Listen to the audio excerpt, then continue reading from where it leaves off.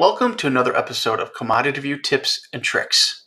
Today, I'm going to show you how to use the alert functionality built inside of cmdtyView. With alerts, you can set price-based alerts whether a price goes above or below a level that you set. To access alerts, click on the bell icon in the lower right. That'll bring up alerts that you already have set. You can see that the alert at the top has already been triggered.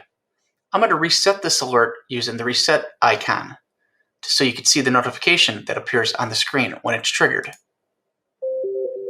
This alert has been re-triggered. And there I just received a text message with the alert as well. To set up a new alert, click the plus icon. You could enter a symbol or you could search by keyword. I'm going to select May 2021 corn. The current price is shown on the screen. I'm going to set this at $5.40. And I'm going to make a note that this is for client John.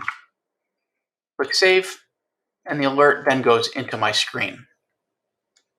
If you want to configure how the alerts are sent to you, click the settings icon.